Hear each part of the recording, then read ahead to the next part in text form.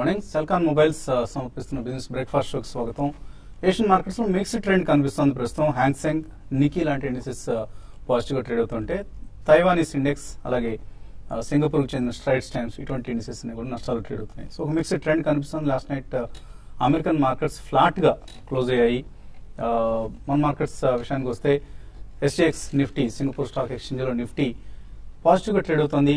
So maybe ఒక positive opening కోసం మన మార్కెట్స్ సిద్ధం అవుతున్నాయి. నిన్నటి ఫ్లాటిష్ ధోరణి తర్వాత నిన్న చాలా ఒడిదుడుకులతో ట్రేడింగ్ జరిగింది. ఫైనల్లీ కొంత షార్ట్ కవరింగ్ అలాగే కొంత డెలివరీ బేస్డ్ బయింగ్ కూడా జరగడంతో ఓవరాల్ గా నష్టాల నుంచి తేరుకొని పాజిటివ్ గా క్లోజ్ అయింది.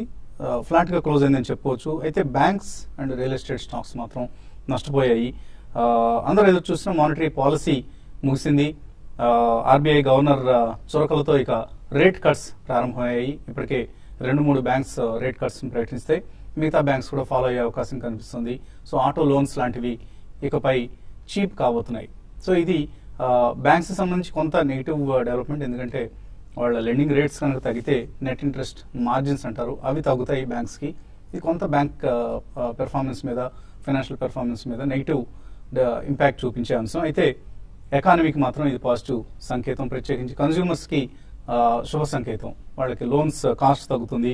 అలాగే ఇండస్ట్రీస్ కూడా రాబోయే రోజుల్లో ఒకవేళ లెండింగ్ రేట్స్ బ్యాంక్స్ తగ్గించగలిగితే ఒక ఊరట లభిస్తుంది ఇప్పుడున్న పరిస్థితుల్లో. అయితే large cap IT stocks, bank stocks నిన్న అండర్ పెర్ఫార్మ్ చేశాయి. మిడ్ క్యాప్స్ మాత్రం అవుట్ పెర్ఫార్మ్ చేశాయని చెప్పుకోవచ్చు. ఎందుకంటే మెటల్ స్టాక్స్ స్ట్రాంగ్ గా క్లోజ్ అయ్యాయి. అలాగే ఇతర F&Oలో ఉన్న మిడ్ క్యాప్స్ పరిస్థితి చూస్తే చాలా స్టాక్స్ 4 to 5% లాభాలతో క్లోజ్ కావడం చూసాం. అండ్ FIS నిన్న 144 crores వర్త్ స్టాక్స్ ను కొన్నారు. అలాగే DIS 326 crores వర్త్ స్టాక్స్ ను కొనడం చూసాం.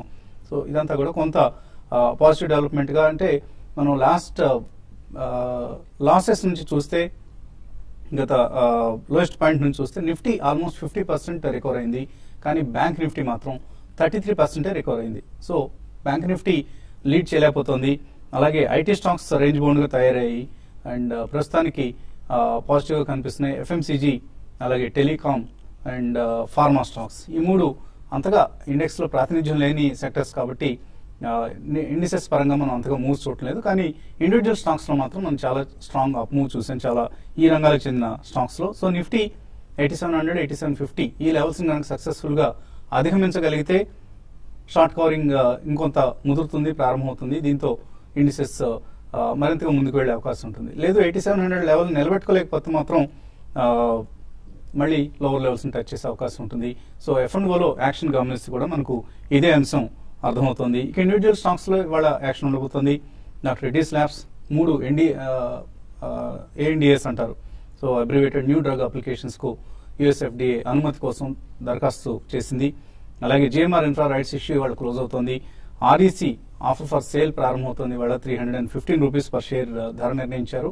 సో నిన్న 4% తగ్గింది స్టాక్. మేబీ ఇవాళ కొంత రికవర్ అయ్యే ఛాన్స్ కనిపిస్తుంది. ప్రభుత్వం మొత్తం మీద 1600 crores ఈ ఇష్యూ నుంచి రైజ్ చేద్దాం అనుకుంటుంది. సో ఇక ప్రస్తుతానికి కనిపిస్తున్న QCV, దీని మీద మన టెక్నికల్ అనలిస్ట్ రాజేంద్ర గారు ఉంటారు, అడిగి తెలుసుకున్నాం. సో ఎటువంటి ఓపెనింగ్ ట్రెండ్ మనకు కొంత పాజిటివ్ ఉండే అవకాశం కనిపిస్తుంది. సో ఎటువంటి ట్రెండ్ మీరు ఎక్స్పెక్ట్ చేస్తున్నారు? అండ్ ట్రేడర్స్ ఓపెనింగ్ లో ఎటువంటి పొజిషన్స్ తీసుకోవాలి? ఐ థింక్ మార్కెట్ గత 5 రోజులుగా ట్రెండ్ పొజిషన్ చూస్తే కనుక 4 days continuously one side market చూసాం. ప్రాబ్లీ ఐ థింక్ 30, 40, 50 పాయింట్స్ పెరిగినప్పటికీ వాలటాలిటీ అనేది చూడలేదు.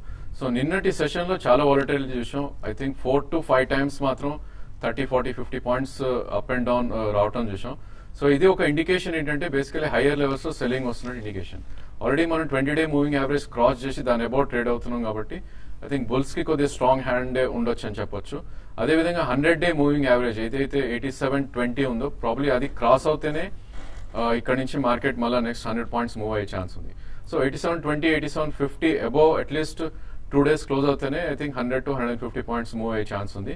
లేదంటే కనుక మార్కెట్ 8544 అండ్ 8750 ఆ రేంజ్ లో ట్రేడ్ అయ్యే అవకాశం ఉంది.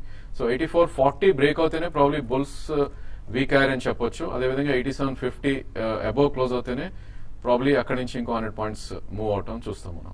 బ్యాంక్ నిఫ్టీ కనుక చూస్తే మనం ఆల్మోస్ట్ లాస్ట్ 5 సెషన్స్ లో కూడా పెరిగినప్పటికీ I think 100-day moving average ఏదైతే 18,700 ఉందో అది క్రాస్ అవ్వలేకపోతుంది. సో ప్రాబ్లీ ఇది కొద్దిగా వీక్ ఇండికేషన్ అనమాట బ్యాంక్ నిఫ్టీ. ప్రాబ్లీ 18,700 దాటితేనే దీనిలో నెక్స్ట్ ర్యాలీ 500 పాయింట్స్ వచ్చే ఛాన్స్ ఉంది. బట్ బుల్స్ అయితే స్ట్రాంగ్ గానే ఉన్నారు ఈ లెవెల్లో. 18,100 స్టాప్ లాస్ పెట్టి డిప్స్ లో అక్యూమిలేట్ చేయాలి. ఈ రెండు పక్కన పెడితే ఇండివిజువల్ స్టాక్స్ లో కొన్ని చాలా పెద్ద యాక్షన్ చూసాం నిన్న. 2 స్టాక్స్ స్పెసిఫికలీ. వన్ ఈ సెంచరీ టెక్స్టైల్. సో ఇది మల్టీ ఇయర్ హై ఏదైతే 701 ఉందో అది బ్రీచ్ అవుట్ అని చూసాం. నిన్న 725 క్లోజ్ అయింది. ఇక్కడ నుంచి కూడా ఆల్మోస్ట్ 100 రూపీస్ ఒక 10 to 15% పెరిగే ఛాన్స్ ఉంది నెక్స్ట్ 3 months లో. సో ఇక్కడ అక్యూమిలేషన్ జోన్ అని చెప్పొచ్చు. 725 నుంచి 696 దాకా అక్యూమిలేట్ చేయాలి ఫర్ ద టార్గెట్ ఆఫ్ 820 అని చెప్పొచ్చు. 680 స్ట్రిక్ట్ గా స్టాప్ లాస్ పెట్టాలి. అదేవిధంగా ఎస్కేఎస్ మైక్రో నిన్న చూసాం మనం. ప్రీవియస్ స్వింగ్ లో ఏదైతే ఉందో 486 అది బ్రేక్అవుట్ అని చూసాం క్లియర్లీ. 513 దగ్గర క్లోజ్ అయింది. ఇది కూడా ఒక అక్యూమిలేషన్ జోన్ లోకి వచ్చింది అని చెప్పొచ్చు. నెక్స్ట్ టార్గెట్ దీన్ని 588 గా చార్ట్స్ చెప్తున్నాయి. సో 513, 486 మధ్యలో 2 ప్రైస్ పాయింట్స్ లో తీసుకోండి. 468 స్టాప్ లాస్ పెట్టండి. 588 దాకా వెళ్ళే అవకాశం ఉంది. సో మార్కెట్స్ పరిస్థితి ఎలా ఉంటాయి? ప్రభుత్వ పరంగా నిన్న కూడా మనం అనుకున్నాం ఆరోగ్య బీమా. సో ప్రభుత్వ ఆరోగ్య వ్యవస్థ విఫలమై కార్పొరేట్ వైద్యమే ప్రస్తుతానికి ఆధిపత్యం సాగిస్తున్న వేళ్లలో వైద్యం ఖరీదు 100 నుంచి 1000 నుంచి లక్షల రూపాయలకు ఎగబాకింది. ఇది సామాన్యులకి ఎటువంటి పరిస్థితుల్లోనూ అందుబాటులో లేని పరిస్థితి వైద్యం, కార్పొరేట్ వైద్యాన్ని అందుకోవడం అనేది. సో ఈ పరిస్థితిలో అనుకోని అనారోగ్యానికి సంజీవనిగా ఆరోగ్య బీమానే మనం సజెస్ట్ చేస్తూ ఉంటాం. ఈ కార్యక్రమంలో పదే చెప్తూ ఉంటాం. అయితే ఈ ఆరోగ్య బీమా సదుపాయాన్ని అందించే సంస్థలు మాత్రం కస్టమర్స్ పట్ల, పాలసీ హోల్డర్స్ పట్ల చాలా చాలా నిర్లక్ష్య ధోరణిని అవలంబిస్తున్నారు. సో ఇందువలన పాలసీదారులకి ఇక్కట్లు తప్పడం లేదు. సో క్లెయిమ్స్ కోసం వెళ్ళినప్పుడు ప్రీమియం చెల్లిస్తాం. సో ప్రీమియం చెల్లించిన తర్వాత మనకు డెఫినెట్ గా 2 లక్షల రూపాయలు, 3 లక్షల రూపాయలు ఒక బీమా సదుపాయం ఉంది అన్న ధీమాతో ఉంటాం మనం. కానీ అనారోగ్యం పాలై ఆసుపత్రికి వెళ్ళినప్పుడు ఆ సంస్థలు అదే బీమా సదుపాయాన్ని నిరాకరిస్తే తిరిగి జేబుకు చెల్లిపట్టడం ఖాయం, అప్పులు చేసి హాస్పిటల్ బిల్లులు కట్టాల్సిన పరిస్థితి ఎదురవుతుంటుంది. సో అటువంటి పరిస్థితిని కల్పిస్తున్న ప్రత్యేకించి ప్రభుత్వ రంగ బీమా సంస్థలు. సో అది యునైటెడ్ ఇండియా ఇన్సూరెన్స్ కావచ్చు, ఓరియంటల్ ఇన్సూరెన్స్, ప్రధానంగా ఓరియంటల్ ఇన్సూరెన్స్ పట్ల ఎక్కువ మనకు కంప్లైంట్స్ అంతూ ఉన్నాయి. సో ఓరియంటల్ ఇన్సూరెన్స్ కావచ్చు, అలాగే న్యూ ఇండియా ఇన్సూరెన్స్, ఇటువంటి సంస్థలన్నీ కూడా చాలా చాలా నిర్లక్ష్యంగా, అంటే వీళ్ళు ఏం చేస్తారంటే క్యాష్లెస్ ఫెసిలిటీని మేము ప్రొవైడ్ చేయలేమని చేతులెత్తేసి థర్డ్ పార్టీ అడ్మినిస్ట్రేటర్స్ పెట్టుకుంటారు. టీపీఎస్ అంటారు. సో ఈ టీపీఎస్ క్యాష్లెస్ ఫెసిలిటీ ఇవ్వడానికి, క్లెయిమ్స్ ప్రాసెసింగ్ చేయడానికి అవుట్సోర్సింగ్ ఏజెన్సీ కింద పనికొస్తాయి. దీన్ని IRDA, insurance regulatory development authority approve చేసి ఆల్మోస్ట్ 14 years అయింది. ఈ 14 years లో టీపీఏ వ్యవస్థ బాగా బలిసిపోయింది. అంటే వాళ్ళ ఆధిపత్యం కొనసాగుతుంది. ఎవరైనా వాళ్ళు కాల్ చేస్తే వాళ్ళ దయాదాక్షిణ్యాల మీద చెల్లింపులు వచ్చే పరిస్థితి ఎదురవుతుంది. సో ఇటువంటి టీపీఏలో one of the top players లో మెడిఅసిస్ట్ అనే సంస్థ ఉంది. ఇది ప్రభుత్వ రంగ బీమా సంస్థలకి టీపీఏగా వ్యవహరిస్తుంది. సో ఈ మెడిఅసిస్ట్ అక్రమాలు, అన్యాయాలు అన్ని కావు. చాలా చాలా ఫిర్యాదులు మనకు ఈవెన్ నెట్లో చూసినా కూడా దొరుకుతున్నాయి. పాలసీదారుల నుంచి లంచాలు క్లెయిమ్ చేస్తున్నారన్న ఆరోపణలు, అభియోగాలు కూడా ఉన్నాయి. సో వీటన్నిటి మీద TV5 ఒక దర్యాప్తు జరుపుతోంది. ఈ దర్యాప్తు వివరాలను త్వరలోనే మేము ముందు ఉంచుతాం. ఈలోగా మనకు అసలు టీపీఏ వ్యవస్థ అంటే ఏంటి, హెల్త్ ఇన్సూరెన్స్ తీసుకోవడంలో ఎటువంటి జాగ్రత్తలు తీసుకోవాలి, ఈ అంశాలపై మాట్లాడేందుకు మనతో paisa.com ప్రమోటర్ హను ఇడ్లూరు గారు మనతో ఉన్నారు. సో గుడ్ మార్నింగ్ హను గారు. Good morning. సో టీపీఏలు వాళ్ళ దౌర్జన్యాలు, వాళ్ళ ఆధిపత్యం కొనసాగుతున్న మార్కెట్ ఇది. హెల్త్ ఇన్సూరెన్స్ సెక్టర్ లో వాళ్ళ దయాదాక్షిణ్యాల మీదే పాలసీ క్లెయిమ్కి వెళ్ళినప్పుడు వస్తున్నాయి. సో క్లెయిమ్స్, మనం policy settlement, claim settlement ratio చూస్తే చాలా చాలా పూర్గా ఉంటుంది ప్రభుత్వ రంగ బీమా సంస్థల క్లెయిమ్ సెటిల్మెంట్ రేషియో. సో ఇటువంటి సందేశాన్ని ఇస్తారు మీరు, అంటే పాలసీలు తీసుకున్న, హెల్త్ ఇన్సూరెన్స్ పాలసీ తీసుకున్న వాళ్ళకి ఎటువంటి సజెషన్స్ ఇస్తారు మీరు? మనం లాస్ట్ 1 year బ్యాక్ కూడా మనం ఇదే షోలో మనం మాట్లాడామండి.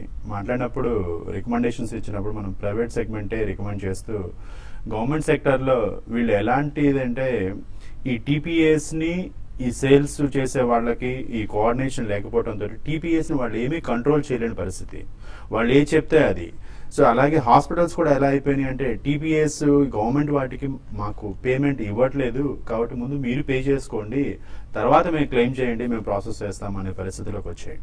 హాస్పిటల్స్ కూడా నాట్ ఎంకరేజింగ్ దిస్ గవర్నమెంట్ అయినట్టయితే క్యాష్లెస్ ఫెసిలిటీ ఉందన్న ఆశతో నార్మల్ గా హెల్త్ ఇన్సూరెన్స్ పాలసీ తీసుకుంటారు ఎవరైనా సరే. ముందు మనం హాస్పిటల్ చేరగానే డబ్బులు వెతుక్కోవాల్సిన అవసరం ఉండదు. ఇన్సూరెన్స్ కంపెనీ ఆ బాధ్యత స్వీకరిస్తుందన్న ఉద్దేశం.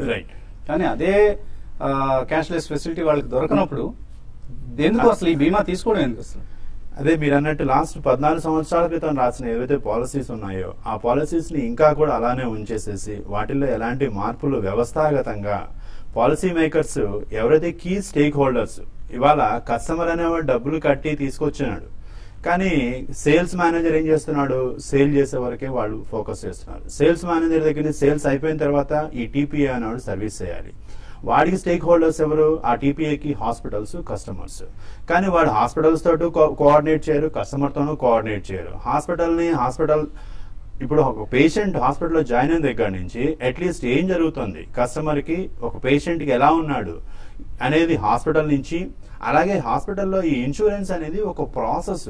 ఇండియాలో ఈ వ్యవస్థను నెలకొల్పాము అని చెప్పేసి వీళ్ళు జబ్బులు చరుచుకుంటున్నారు, కానీ ఆ వ్యవస్థలో ప్రాబ్లమ్స్ ఏమున్నాయి, ఓకే దీనికి ముందు చూపుతోటి రేపొద్దున ఇలాంటి సినారియో వస్తే ఇలాంటి దానికి ఎలాంటి సొల్యూషన్ ఇవ్వాలి అనేటువంటి పాలసీ మనకి ఎప్పుడు ఫైర్ ఫైటింగ్ సిచ్యువేషన్. హాస్పిటల్లో నా సాధారణంగా ఏం జరుగుతుంటుందంటే బిల్లింగ్ డిపార్ట్మెంట్ లో ఒక వ్యక్తి ఆ బిల్లింగ్ ఎవరైతే చూస్తున్నారో అతను ఇన్సూరెన్స్ కూడా చూస్తుంటారు, కానీ వాళ్ళకి ఎలాంటి క్వాలిఫికేషన్ ఉందండి, వాళ్ళకి ఏం తెలుసు? ఇదే అమెరికాలో మెడిక్లెయిమ్ లో కోడ్స్ తో సహా ఈ కోడ్, ఈ డిసీజ్ అయితే ఈ కోడ్ అని చెప్పేసి కోడ్స్ తో సహా ఒక సర్టిఫికేషన్ ఉంటుంది. అక్కడ హాస్పిటల్స్ కి సర్టిఫికేషన్ ఉంటుంది, హాస్పిటల్స్ కి రికగ్నైజేషన్ ఉంటుంది, అలాగే doctors they need to continuous గా ప్రాసెస్ లోకి వెళ్ళాలి. అలాగే మెడిక్లెయిమ్ ఈ ప్రాసెస్ ఎవరైతే చేస్తారో దానికోసం చాలా మంది ఇండియన్స్ కూడా మనకు వర్క్ చేస్తూ ఉంటారు అమెరికాలో. బట్ ఇక్కడ మన అన్ఫార్చునేట్ థింగ్ ఏంటంటే ఏదో ఒక 6,000-7,000 8,000 కూడా దొరుకుతాడని చెప్పేసి వీళ్ళు తెచ్చి పెట్టుకుంటారు హాస్పిటల్లో. వారికి ఎలా ప్రాసెస్ చేయాలో తెలియదు, దానికి ఏం కోర్స్ ఏంటి. ఇవాళ కమ్యూనికేషన్ అనేది మిస్కమ్యూనికేట్ అయితే దాన్ని అడ్వాంటేజ్ గా తీసుకుని టీపీఎస్ వీడికి ఏం రాయాలో తెలియదు హాస్పిటల్ వాళ్ళు ఎలా ఏ విధంగా ఈ క్లైమ్ ని ఎగ్గొడదామా కుంటి సాగుతామన్న కోసం ఎదురు చూస్తూ ఉంటారు ఆల్వేస్. సో ఇక్కడ ఇన్సూరెన్స్ వ్యక్తి ఎవరైతే ఉన్నాడో హాస్పిటల్లో ఇతను సరిగ్గా రిపోర్ట్ రాసి పంపించకపోతే ఆటోమేటిక్ గా అది క్లెయిమ్ రిజెక్ట్ అవుతుంది. టీపీఎస్ ఎలాంటి అన్ఫార్చునేట్ సిచ్యువేషన్ లోకి వెళ్ళారంటే మీరు ఇన్ని సంవత్సరాల నుంచి వాళ్ళని కంట్రోల్ చేసి మెడల్ చేసేవాళ్ళు లేకపోవడంతో వాళ్ళు చెప్పింది ఇష్టారాజ్యం. వాళ్ళు ఎవరికి ఇన్సూరెన్స్ క్లెయిమ్ ఇవ్వాలి, వాళ్ళు కొన్ని హాస్పిటల్స్ తో లాలూచిపడి వాళ్ళు చేసే బోగస్ క్లెయిమ్స్ కూడా మీరు చూస్తున్నారు. నిన్న ఈనాడులో కూడా రాశారు. కానీ జెన్యూన్ కస్టమర్ కి జెన్యూన్ గా హాస్పిటలైజ్ అయిన వాళ్ళకేమో మీతోటి దగ్గర అనుబంధం లేదా, లేకపోతే మీకు తెలిసిన వాడు కాదో, మీకు లంచం కాదో అని చెప్పేసి మీరు పే చెయ్యము అని చెప్పేసి ఏది మీరు ఇచ్చే రిపోర్ట్ ఏది ఒక క్లెయిమ్ రిజెక్ట్ చేస్తున్నాము అంటే ఎందుకు అనేది ఒక రిపోర్ట్ రూపంలో మీరు హాస్పిటల్ సబ్మిట్ చేయాల్సిన అవసరం. ఓకే, మన రకరకాల ఫిర్యాదులు దీనికి సంబంధించి అందుతున్నాయి. వీటన్నిటి పట్ల మనం టీవీ5 దర్యాప్తు జరుపుతోంది. ఎవరు చేయని పని మీడియా సంస్థగా టీవీ5 బాధ్యతను తలకెత్తుకుంది. కాలర్స్ కూడా ఇందుకు సంబంధించి మాట్లాడేందుకు కొంతమంది లైన్లో ఉన్నారు. విశాఖపట్నం నుంచి రామారావు లైన్లో ఉన్నారు. హలో, నమస్తే అండి, అడగండి రామారావు. యాక్చువల్ గా మా అల్లుడు ఇన్ఫోసిస్ లో వర్క్ చేస్తున్నారు. వర్క్ చేస్తే మెడిసిస్ట్ లో అంటే ఇన్సూరెన్స్ కట్టారు సార్. కట్టి మా అమ్మాయి డెలివరీకి హాస్పిటల్ జాయిన్ చేశాం వైజాగ్ లోనే. 57,000 వాళ్ళు బిల్ వేసారు అనమాట డెలివరీకి, సిజేరియన్ అయితే. ఈ మెడిసిస్ట్ ద్వారా అప్లై చేస్తే 24,000 ఇచ్చారండి యాక్చువల్ గా. అంటే అదే మెడి అసిస్టెంట్ ఫ్యామిలీస్ ఎవరన్నా హాస్పిటల్లో జాయిన్ చేసి డెలివరీ అయిన తర్వాత సిజేరియన్ కి 24,000 లో బెంగళూరులో అవుతుంది అని అంటే పని అలా ఇస్తే గ్రాంట్ చేయొచ్చు. చాలా ఇబ్బంది పడ్డాను సార్. నేను చాలా సార్లు అతనితో మాట్లాడితే ఎంత వస్తుందని మీకు 24,000 ఎక్కువ రాదు. మీరు మాట్లాడినప్పుడు ఎటువంటి ధోరణి కనిపించింది వాళ్ళు? అంటే చాలా హెడ్ స్ట్రాంగ్ మాట్లాడారు సార్. ఎంతేనండి క్షణప్ అండి, ప్లీజ్ మీకు క్లోజ్ చేస్తాం. ఇలా బెంగళూరు యాక్చువల్ డెలివరీ అయిన తర్వాత ఏం చేస్తారంటే క్లెయిమ్ చేస్తారు సార్. బెంగళూరు నుంచి అలా ఆన్సర్ చేస్తారు. బెంగళూరు హెడ్ క్వార్టర్స్ ఉన్న కంపెనీ అది. వాళ్ళు ఏంటంటే మీకు ఎంతకైనా రాదండి. అదేంటి ఇన్సూరెన్స్ ప్రీమియం రెగ్యులర్ గా కడుతున్నాడు మా అల్లుడు గారు.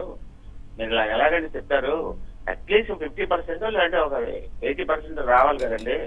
అంటే 24,000 కి సిజేరియన్ ఎక్కడ అవుతుంది సార్? ఎక్కడన్నా హైదరాబాద్ లో కానీ, వైజాగ్ లో కానీ. వాళ్ళు ఎక్కడో బెంగళూరులో కూర్చుంటారు. వైజాగ్ లో ఉన్న పరిస్థితి వాళ్ళకి ఏమాత్రం తెలియదు. అండ్ వైజాగ్ లో ఉన్న వైద్యం ఖరీదంతా కూడా వాళ్ళకి తెలియదు. వాళ్ళంతటా వాళ్ళుగా దానికి ఎటువంటి గైడ్ లైన్స్ లేకుండా ఒక మొత్తాన్ని వాళ్లే నిర్ణయిస్తారు. అది మన వాళ్ళ దయాదక్షిణలో ఆధారపడిన పరిస్థితి. దీనికి ఐఆర్డీఏ నుంచి చాలా కఠినమైన చర్యలు లేకపోతే ఈ టీపీఏలు అలాగే హెల్త్ ఇన్సూరెన్స్ సంస్థలు వీళ్ళకంటే కూడా ఇప్పుడున్న public sector health insurance companies కంటే, జనరల్ ఇన్సూరెన్స్ కంపెనీస్ కంటే కూడా స్టాండ్ అలోన్ హెల్త్ ఇన్సూరెన్స్ పరిస్థితి చాలా మెరుగ్గా ఉంది. దానికి సంబంధించిన వివరాలు మనం చూసే ముందు ఒక చిన్న బ్రేక్ తీసుకుందాం.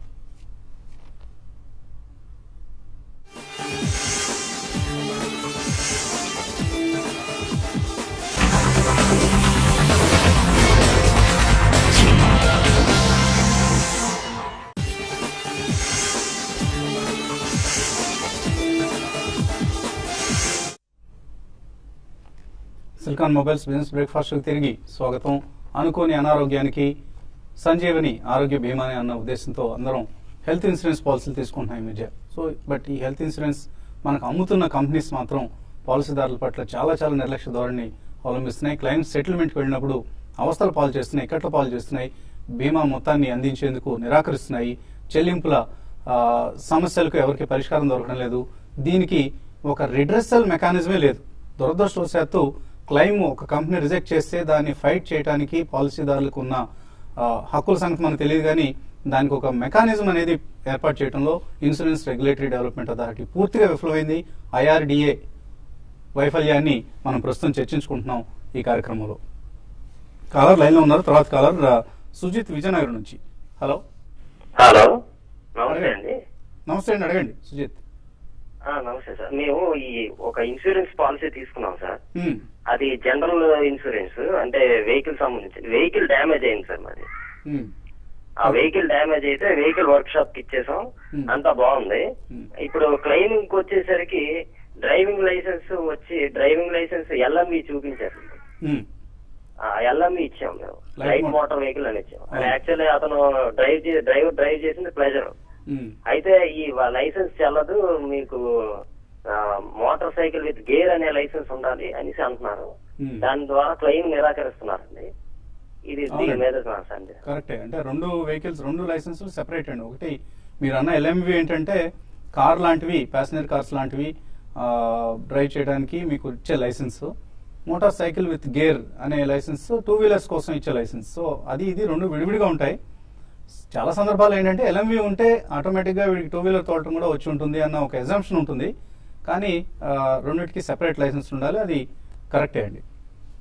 అలాగే తిరిగి మన హెల్త్ ఇన్సూరెన్స్ విషయానికి వస్తే ఎటువంటి జాగ్రత్తలు తీసుకోవాలంటే క్లెయిమ్ రేషియో చూస్తాం మనం. నార్మల్గా కొద్దిగా అవేర్నెస్ ఉన్న వాళ్ళు ఏం చేస్తారంటే క్లెయిమ్స్ రేషియో ఎలా ఉంది, ఈ కంపెనీ నుంచి మనం ఇన్సూరెన్స్ పాలసీ తీసుకోవచ్చా లేదా అనుకోవడానికి క్లెయిమ్స్ రేషియో ఎలా ఉంది అన్నది చూస్తాం. సో ప్రైవేట్ ఇన్సూరెన్స్ సంస్థలు 96%, 97% ఉంటున్నాయి. అంటే వచ్చిన క్లెయిమ్స్ లో జస్ట్ 2%, 3% మాత్రం వాళ్ళు రిజెక్ట్ చేస్తున్నారు. వేరే ఓరియంటల్ ఇన్సూరెన్స్ లాంటి కంపెనీస్ 88% మాత్రమే, అంటే 12% క్లెయిమ్స్ వాళ్ళు రిజెక్ట్ చేస్తున్నారు. అఫ్ కోర్స్ దీనికి మెడిసిస్ట్ లాంటి సంస్థలు దీనికి చేయుతగా ఉంటున్నాయి. మెడిసిస్ట్ అడ్డం పెట్టుకుందే ఓరియంటల్ లాంటి కంపెనీస్ దీనికోసమే. క్లెయిమ్స్ ఎలా ఎగ్గొట్టాలి, క్లెయిమ్స్ వచ్చినప్పుడు ఎగ్గొట్టి మనం లాభం చేసుకుందాం అనే ఉద్దేశం తప్ప పాలసీదారులకి బెనిఫిట్ చేద్దామనే ఉద్దేశంతో కాదు. సో ఏ అంశాలు పరిగణలోకి తీసుకోవాలి క్లెయిమ్స్ సెటిల్మెంట్ రేషియో కాకుండా? ఇంకా అన్ఫార్చునేట్ గా పబ్లిక్ సెక్టర్ ఇవి కావడంతో వీటిల్లో వీళ్ళు లాభాలు తీసుకోవడానికి ఏం లేదండి. కాకపోతే వీళ్ళు చేతివాటం చూపించడానికి మాత్రం అవకాశం ఉంది. ఒకటి మెయిన్ గా దీంట్లో స్టాఫ్ అంటున్నారు మీరు, అది వాళ్ళ హాస్పిటల్స్ కానీ వాళ్ళ రిలేషన్స్ లేకపోతే వాళ్ళు బ్యాక్ డోర్ లోనో ఏదో విధంగా వాళ్ళు అలా చేయటమే ఎక్కువ జరుగుతుంది. దానివల్ల ఇవాళ స్టిల్ ఇలా చేసినా కూడా ఇన్సూరెన్స్ కంపెనీ లాస్ లోనే ఉన్నాయి తప్ప కొద్ది లాభాలు, అసలు లాభాలే లేవు. సో వీటిలో మేజర్ గా సాధారణంగా కస్టమర్స్ ఏం చేస్తారంటే ప్రీమియం కంపేర్ చేస్తారు. ఈ కంపెనీలో 6,000 రూపాయలు ఉంది, ఇంకో కంపెనీలో 8,000 ఉంది, మరో కంపెనీలో 15,000 ఉంది. రైట్. సో సాధారణంగా వాడు 6,000 రూపాయల ప్రీమియం వైపు మొగ్గు చూపుతాడు. అవును. సో ఈ ప్రీమియం క్యాలిక్యులేట్ చేసేది మేజర్ గా హెల్త్ ఇన్సూరెన్స్ లో స్టేక్ హోల్డర్స్ ఎవరెవరు ఉంటారంటే యాక్చువరీస్ అనే వాళ్ళు పాలసీని డిజైన్ చేస్తారండి ప్రోడక్ట్ ని.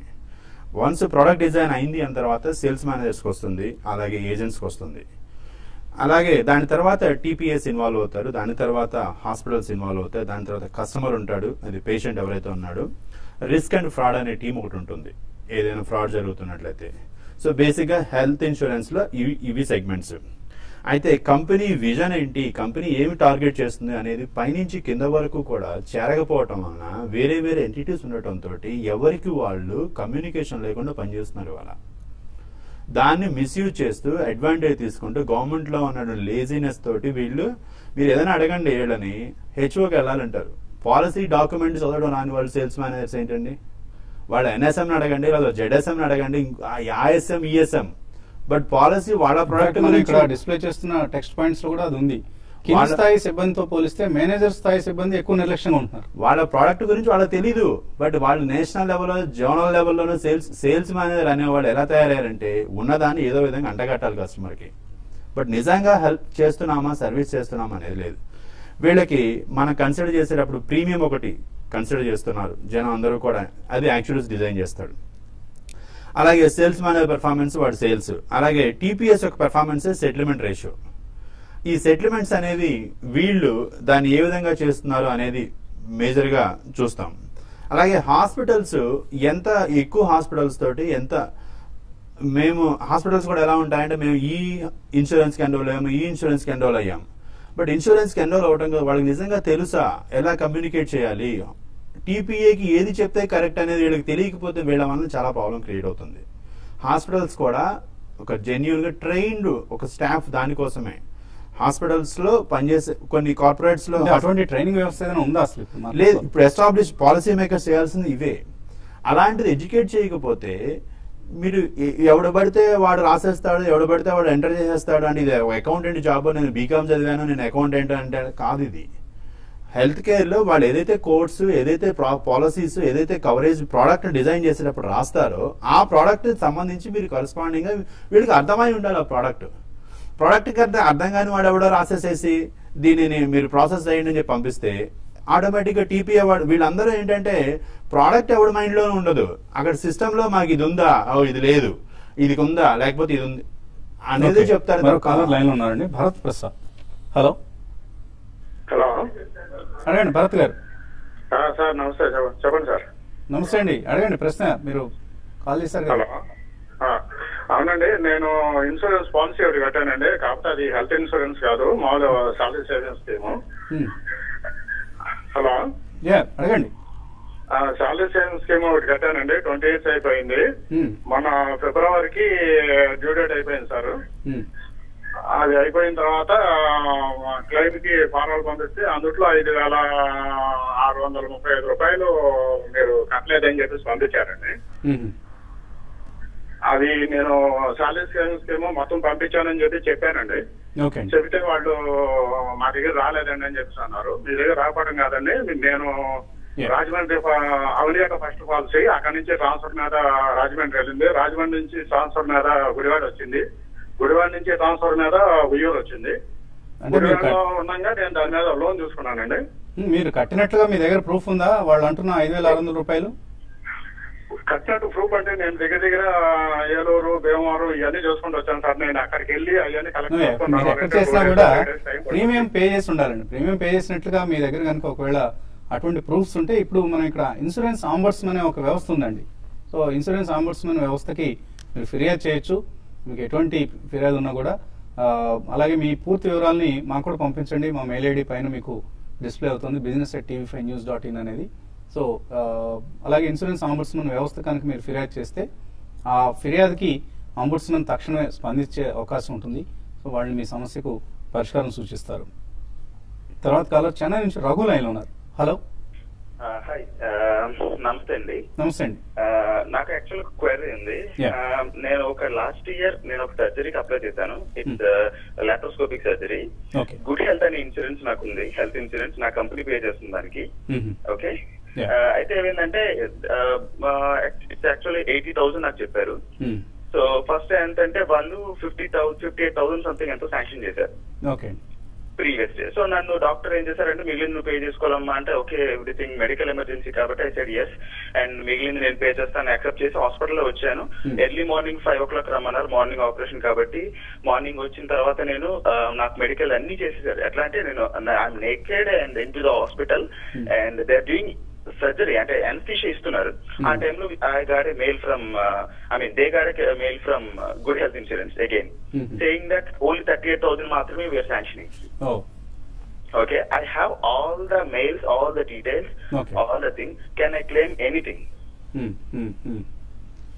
డెఫినెట్లీ అండి. మీరు దీనికి సంబంధించి ఫైట్ చేయడానికి అన్ని రకాలుగా అవకాశం ఉంది. వాళ్ళంతటా వాళ్ళు వాలంటరీగా ఏదో మేము కార్పొరేట్ అంటున్నారు కాబట్టి కార్పొరేట్ లో వాళ్ళకి అడ్మినిస్ట్రేషన్ లో ఇన్సూరెన్స్ అడ్మినిస్ట్రేటర్ ఉంటారు.